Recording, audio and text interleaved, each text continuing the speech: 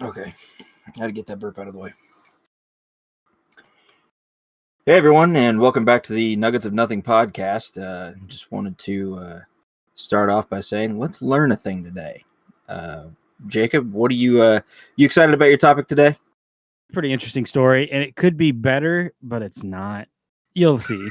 You'll see. All right, that's a good way to start it off. Well, I tell you what, I started last week. Why don't you start this week? Do you not want to tell anyone who's listening what this podcast is about? You're here to learn. I don't know what exactly else I need to be saying. Learn a thing. The premise is we both bring a topic and tell each other. Mine takes place in Paris, 1911. A hot, humid summer. Picture it. I hear that's a good year for Paris. Let's see. We got 3 Italian men. So, okay, well, hold on. Let me give you a backstory before we get to the 3 Italian men. Do you know why the Mona Lisa is famous? Its smile or lack thereof. Nope. So the Mona Lisa was painted in like 1507 by Da Vinci. Uh-huh. It took up until like about 1860 or 1870 before anyone gave a damn and like said something and was like, hey, that's kind of all right, isn't it? Up until then, it was just a painting. And so then even after it was, someone said, hey, that's pretty nice. Because I'm a historian and I've taken some art classes, art history classes specifically. And I was one class short of having a minor in art and a major in history. And I just said, I can't have 2 degrees that mean nothing. I can't minor in something that's nothing and then major in something that's nothing as well. Yeah, but hold on. You didn't minor in anything whatsoever, did you? Because I was going to graduate a semester early. And they said, if you take one more art class, we'll give you a minor in art. And I was like, no, I'd just rather graduate in December than take another 6 months to take one class to get a minor. I don't know, man. I mean, your philosophy is flawed. You at least if you have 2 worthless degrees, it almost equals 1 useful degree. Yeah, I guess. Maybe I'll go back and take that class. Maybe I'll take that class. I might write them and be like, are you guys doing like an online art class that I could like get my minor? I might email them. Where see. Can I color?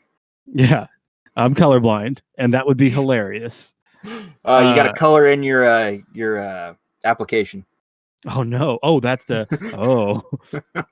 more of an impressionist sort of Monet picture. Post-impressionist sort of Picasso. So it's okay art, especially for the Renaissance era, which is it's from, and that's kind of why the person was like, well, it's good Renaissance art. But in no way is it Da Vinci's best work, and in no way is it even like the best Renaissance art. Even into the Louvre today, it's like 12 foot away, bulletproof glass, completely encased, and hundreds of people see it. Thousands of people see it every day. Not right now because of COVID, but before. And literally across the room is like a 6 foot, 7 foot tall painting that's beautiful that just gets no attention. It's all the Mona Lisa, and no one really. Everyone just kind of knows it's famous because it's the Mona Lisa, but no one knows why it's famous. So 1911, Paris, summer. It's humid and hot. Picture it. I got 3 Italian. I'm already feeling it. 3 Italian men sneak into the Louvre in Paris as it's closing. They hide in a storage closet. The 3 men in the middle of the night gather themselves, go up, break the glass, take it out of the shadow box that it's in, dispose of those. They don't take it with them, but they dispose of it and walk out the back door. This is 1911, so it's not like at the time there's 150 security guards, and the Louvre is big. And they just kind of snuck around him and snuck out. No alarms, no nothing. Took 26 hours for someone to realize it was gone. Because that's how. And it's in a gallery. It's no way just its own thing. Right now it has its own wall. It used to be in a gallery, a room filled with paintings. And it was in a place where someone just went up and took it off the wall. How was it so easy? Oh, because in 1910, someone sent them a letter saying, hey, I'm going to steal the Mona Lisa. So they privately selected some, like this company to come in and like renovate and put in some new security. And the guy, I don't want to butcher his name, Perugia. We're just going to call him Perugia. We're going to call him Perugia. We're going to call him a hoagie. Yeah. So he was one of the guys who was hired to do it. And he did specifically the Mona Lisa. installed it into its new case. So he was like, well, hell, I put it in there. I'm going to take it out. And so 26 hours later, they find, it's gone. Call the police. Within a couple of hours later, it hits the media. The media back then is just newspaper. It's not newspapers, radio. It's nothing huge like it is today. But it hit the news, but not in the way that you think. Most of the news was just making fun of the Louvre for letting it happen. No one was like, "Oh my god!" and like protests like started, but or like that group started to gather, but not like protesting the guys who stole it. But more like, really, really, someone just stole it from you guys? Like seriously? And so, within a day, it hit the media. The Louvre was mocked in the media, and the painting's popularity then it blew up overnight.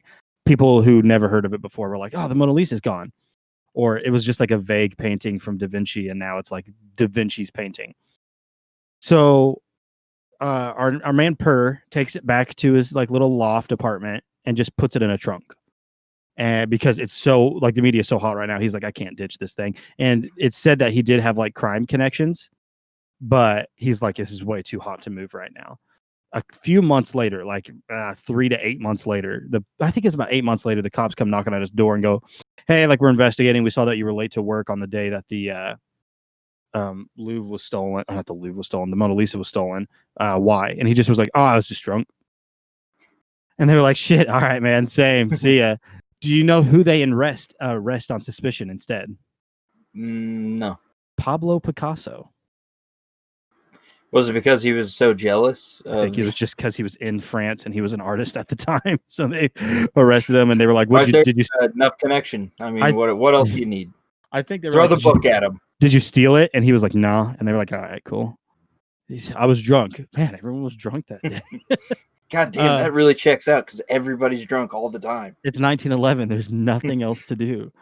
1913. We flash forward. This dude's just had it sitting in a trunk this whole time.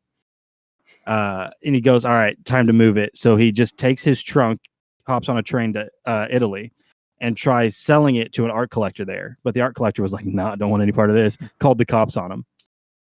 And they arrested him.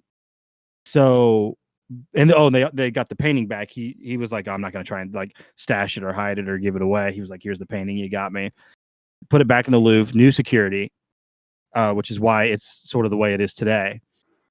Within the first 2 days, over 100,000 people came and saw it. That was the best thing that could ever happen to that picture. Oh, the advertising alone, free press, dude.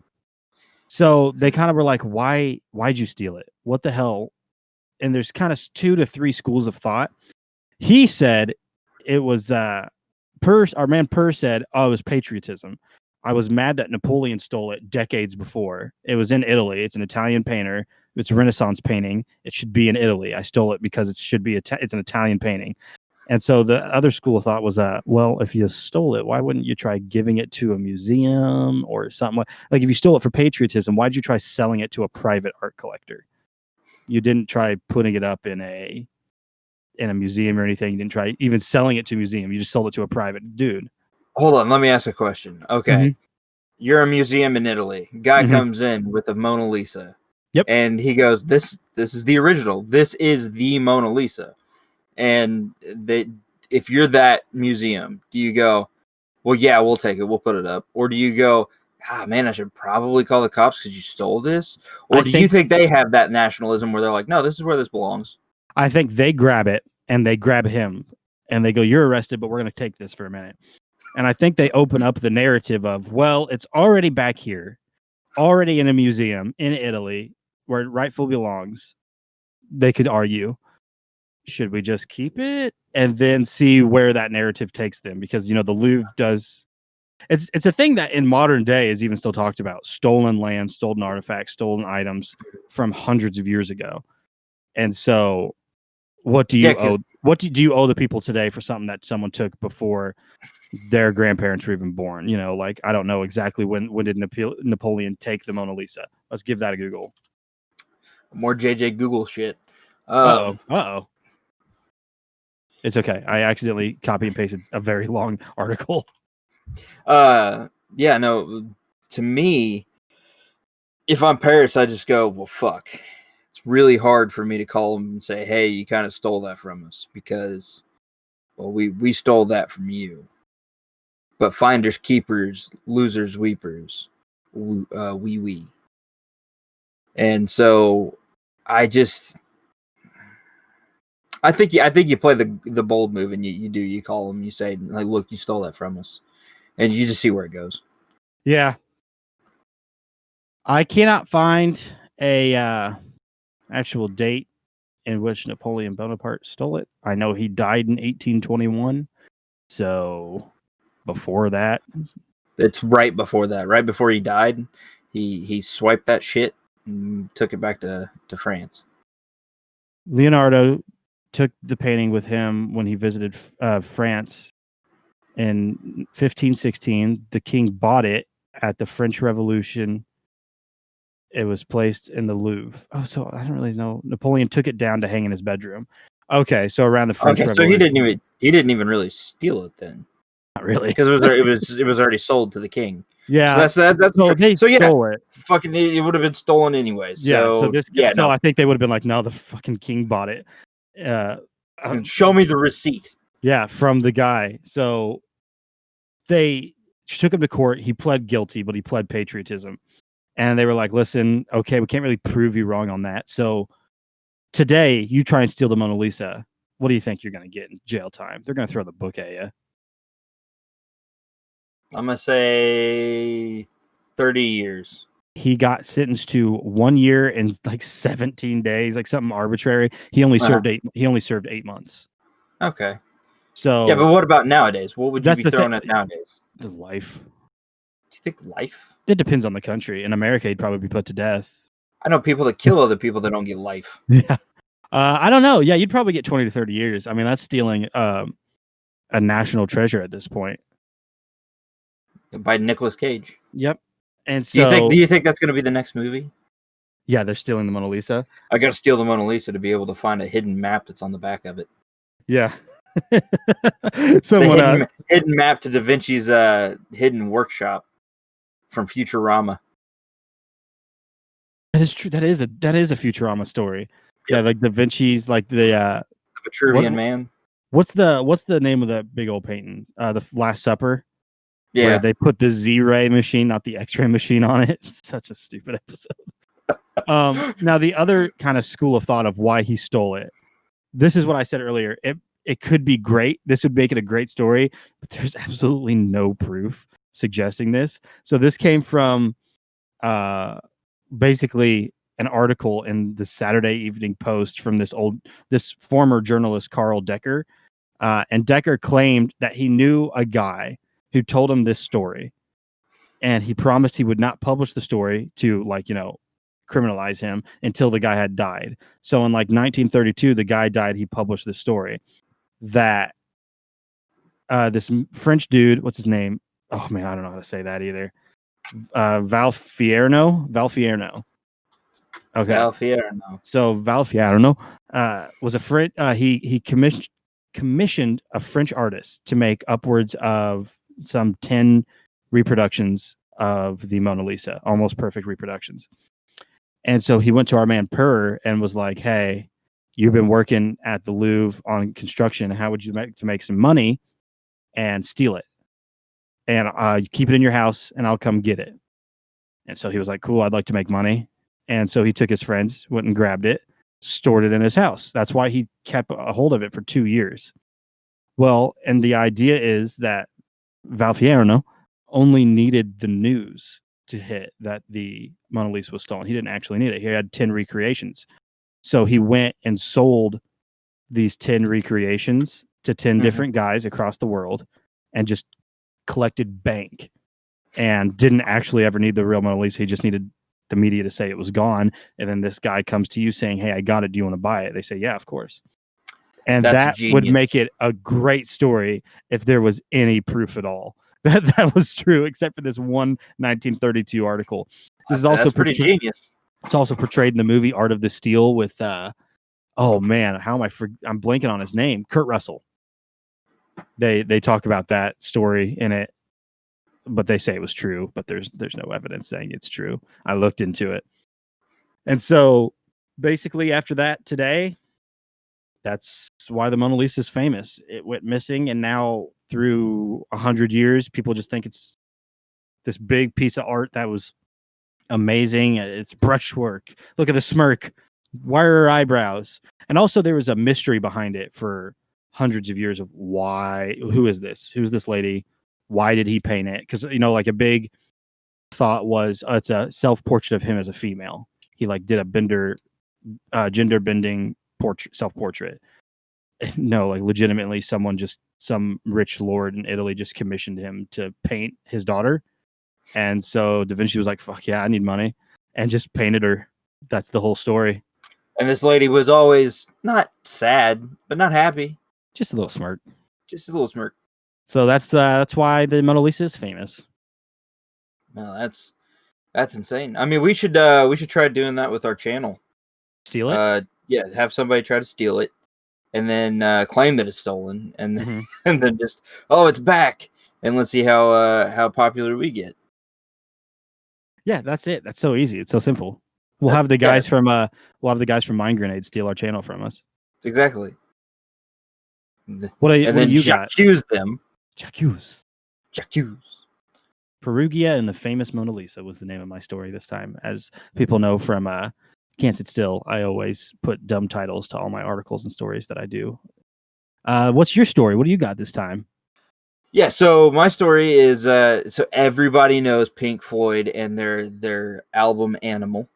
Obviously, we all know where they went and toured, and when they toured, they had a giant 40-foot pig that was a balloon up in the air. And they were so terrified that it was going to get loose, they hired a spotter to be able to shoot it down if it ever got away. There's a guy with a hunting rifle ready to shoot down the pig balloon. Well, yeah, and this guy's just a guy with a mullet that's like smoking all the time, punching darts. Yeah. And his one job is just to make sure that if old Lucy gets away, she goes down.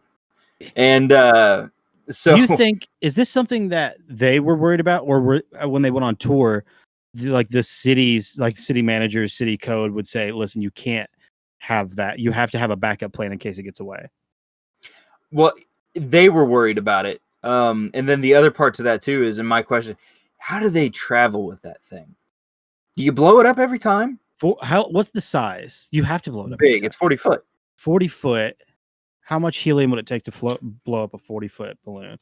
I just typed in 40. You got to think that's got to get pretty expensive.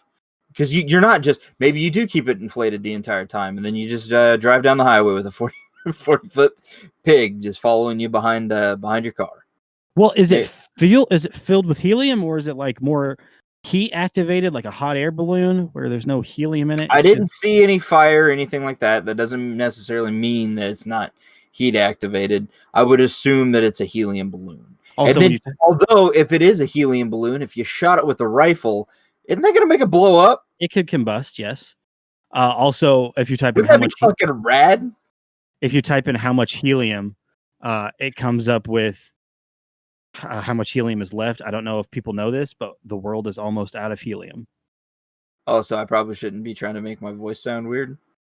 No. All right, let's see. I'm gonna keep doing it. No, that's 40 pounds. I don't want 40 pounds. You want PSI, right? Pounds per square inch? Well, I don't know how. I just know that it's a 40-pound balloon, 40-foot balloon, not 40 pounds. So I don't know how to calculate the weight of this typical balloon. This may be an unsolvable question. I'm sure it's not. I mean, I'm sure if it's a 40-foot pig. But we're missing a part of the equation that it would take to solve this. What's that? Weight. Because it's helium, you would have to lift. It's lift. So you need to calculate the weight, not just the size of something, to see how heavy it would be and how much lift you would need to create. Okay. Yeah, that makes sense. You're right. We are missing that. I guess you could just find like the average fabric of but even then that wouldn't give you that's not really the point. The point of the matter is, yeah, a lot of fucking helium. That's probably where most of it went. But But yeah, now thinking back on it, if you were to shoot that pig, that thing's going to blow up. That's probably going to be very dangerous for everybody. What if it's just a dart? Maybe it just shoots a dart. That's what it is. Something that punctures it. Creates a Anywho, big enough hole. yeah. Anyways, so the first night they went on tour, everything went fine. The guy was there. Second night, guy wasn't there. Got away. It floated. The pig did get away. The pig got away. It floated, and it floated for a long ways. Floated over a town that caused all of the airplanes to stay grounded for an entire day. Because it just floated slowly. Just floated. Wind wasn't able to push it all that fast. Huge. It's huge. It's so big. And I just typed in Pink Floyd floating pig. Yeah. What year's this in? Album came out in 1977, and I think this was around 82. I read the article, but I don't remember the years. Anyways, so the pig causes airplanes to stay grounded for a couple days. It floats for a long time, and eventually ends up in England, where it lands in a farmer's field. Wait, now, where could did, you where did imagine? it leave? What city were they in when it left? They were touring in Europe, but I don't remember where in Europe. For a second, I thought you were like, well, they were in like Alabama. It floated the Atlantic all the way around. Could you imagine just a person that's on a ship looking up and going, that cloud's starting to look like a pig. I think I'm starting to get really hungry out here. But yeah, it ends up landing in a farmer's field. Could you imagine waking up one day, going outside to go till your land, and then all of a sudden you see a giant 40-foot fucking pig half deflated on your lawn? Deflated on your lawn, and you just go, well, there's a story here. Clearly, there's a story here, and I would love to. And then you put an ad out in the paper saying missing pig, and the guy goes, oh, it's missing. Yeah, but it's like, no, it's a 40-foot pig. Not just any pig. This is a giant pig. And then you probably see in the paper, Pink Floyd's missing a pig. You imagine. Do you maybe put a stop to that pig moving forward? I feel like you let that pig go once. How pissed do you think you are if you're that guy and you're like, I could have shot that damn pig. I was at 20 shows, no pig problems. The one time I'm too hungover to shoot. I think there were only 2 shows. I think. Oh, okay. I think it was really the first time. And if you're that guy and that's your job, and you decide to take off the second day of work, for one, how shitty do you feel that it happened while you were gone? And then 2, why were you gone at your second day of work? Man, what if he was like, before I took this position, I already told my family I would go to the Bahamas, so I'm gonna take a week off. Because if I'm that guy, the one thing I want to do is shoot that pig. I'm hoping it gets lost. I am not there to make sure that it stays. I want to shoot this pig. Well, you shoot it, and then whenever they're like, what the hell? It never even got away. You go, I could have swore I saw it started to slip. It went up. Did you guys not see it elevate? Yeah, I shot it before it became a problem. And so I was just like, I was reading over this, and I just go, there's so many things that went wrong in this scenario that went so right. Do you think that farmer's like pissed because he's like, well, now I got to fucking deal with this. Now I think that farmer's like, pig. I think that farmer's kicking himself because he probably got rid of that pig, and then after he read the story, he just goes, God damn it, I could have sold that thing for a bunch of money. You have the collectible from the you have the Pink Floyd pig. Some rocker in 2020 would pay thousands and thousands of dollars to get a hold of that pig. That's a cash cow, except for it's a pig. Some millionaire who loves Pink Floyd. Ooh. Yeah, I mean, it's easily. I bet if you took that into the Pawn Stars pawn shop, yes, they're going to vastly underbid you. It would be one of those things where getting $10,000 for this pig. It would be one of those things where they're like, hey, we're seeing John today. John, what do you got for us? Actually, gentlemen, if you wouldn't mind stepping outside for a minute, and they go outside and they expect a car, and they're always like, whoa, a car. And they're just like, what the hell? Oh my God. What is this? A giant pig? I'll take it. I'm pretty sure they've bought a hot air balloon before, so I wouldn't be surprised if they bought write your amount. Music memorabilia sells, man. That's all I'm Oh, yeah. saying. And especially that's going to sell. You'd That's buy not it. even a question. I'd totally buy that. I was Let's going to say buy the T-Rex. came- I'll put it right next to that T-Rex. It came on the market today, $5,000. You gonna try and figure out how to get it? Yeah, no. It's not even to figure out how to try to get it. I'll just get it. Wait, what would you do with it? I'll figure it out. I'll put it on top of my house. Mona Lisa. I'll try to for up my sale shit. Today, $10,000. You try and buy the Mona Lisa. Yeah, actually, because I watched a video about how investing in art is actually a really good way to avoid paying taxes. Yeah, dodge taxes. Oh man, some hot Easy news in way. the press about it today, but we will not touch that with a 10-foot pole. But yeah, no, I'll just attach the pig to the top of my house and try to up myself. I don't think you could, dog. How many 40-foot inflatable pigs do you think it actually takes to be able to lift your house in the air? My house. Let's do my house. I mean, it's literally impossible to lift a house with helium balloons. What if it wasn't helium? 3. 3 120 feet worth of giant inflatable pig. That's how much it takes to lift your house.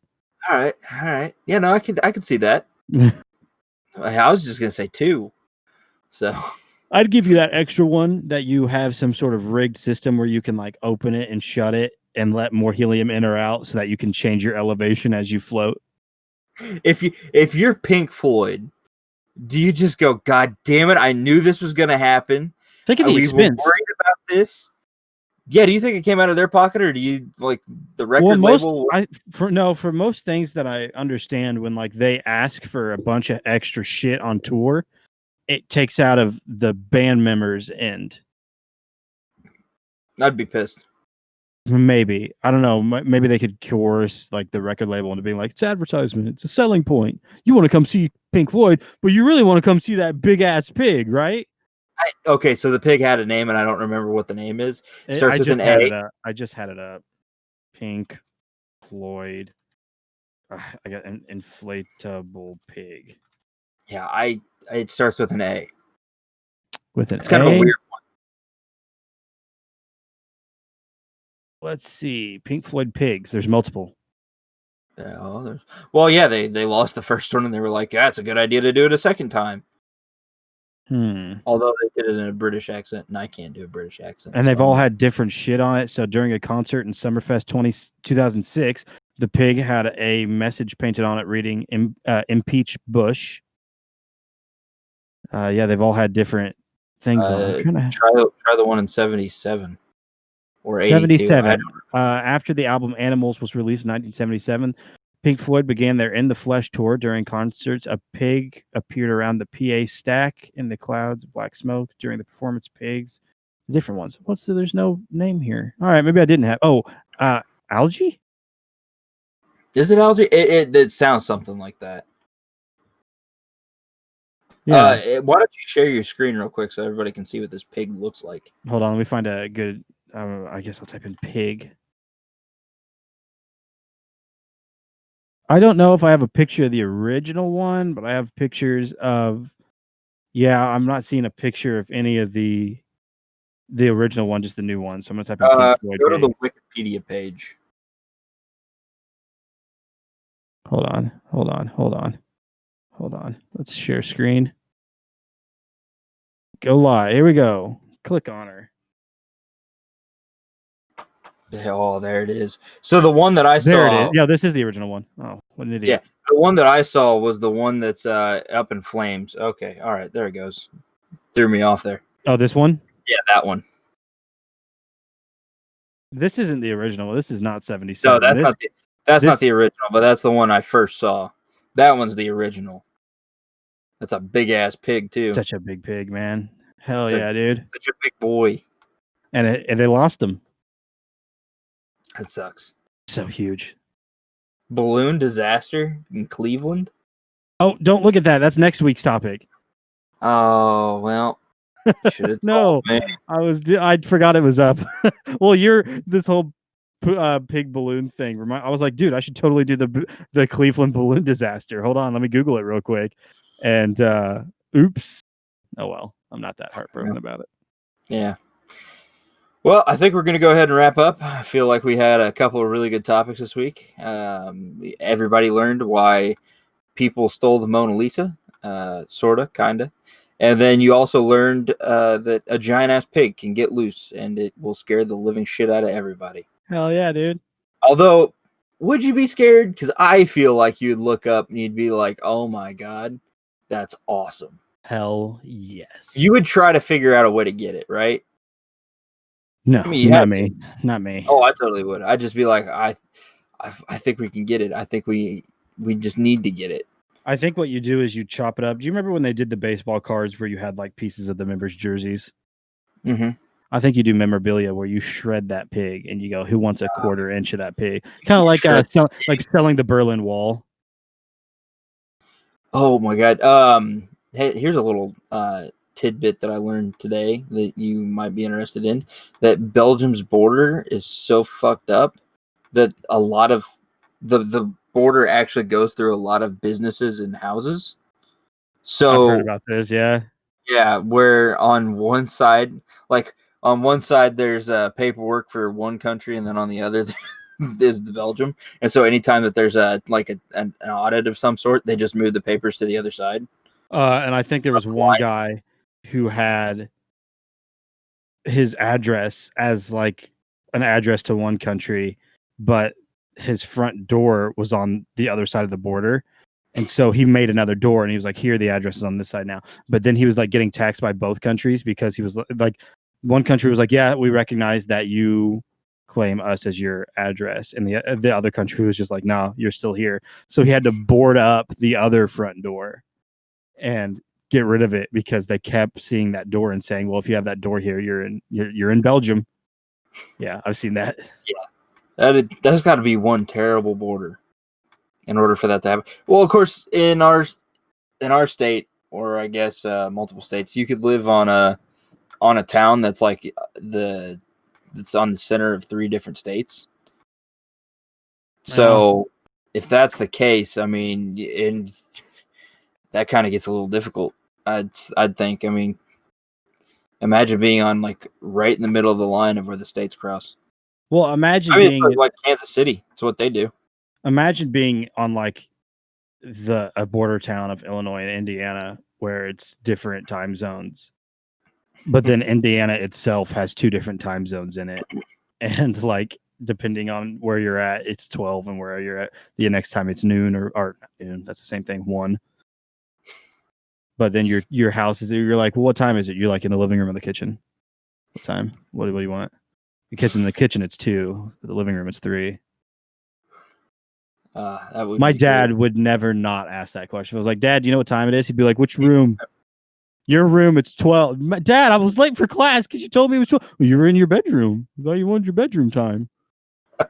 In the living room, in the living room it was 1 o'clock and you were late, but in the bedroom you had enough time. What time is it to the place that I'm going? He used to always ask, this is for Dad and Mom, before we head off, this joke's for you, where every time for the past 26 years I've asked my dad what time it is, he goes, you mean right now? There has never been a time where I was like, hey Pops, what time is it? And he's like, right now it's 12:35. So I always just I got mad. He'd be like, right now? And I'd be like, no, in 15 minutes. He'd be like, oh, damn it, hold on. In 15 minutes, it's going to be 3:15, 3:25. It's going to be 3:25 in 15 minutes. Be like, just tell me the time. Don't be an ass. You could have killed this joke, but you made this happen. That seems like such a Jim thing to do. Yep. Yeah. Jim for you. Classic Jim. And we're not talking about The Office. We're talking about Jacob's dad. No, but Dad does look at the camera a lot. He doesn't get that joke, but everyone else does. He does one of those. Yeah. Huh? Hey, thanks for listening, everybody. Yeah, thank you, everybody.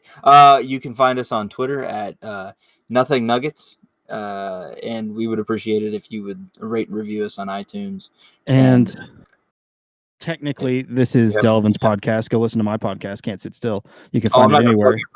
We're plugging it right now. Can't Sit Still Pod on Twitter, Can't Sit Still Pod at gmail.com, and look it up at Can't Sit Still Pod at wherever you listen to podcasts.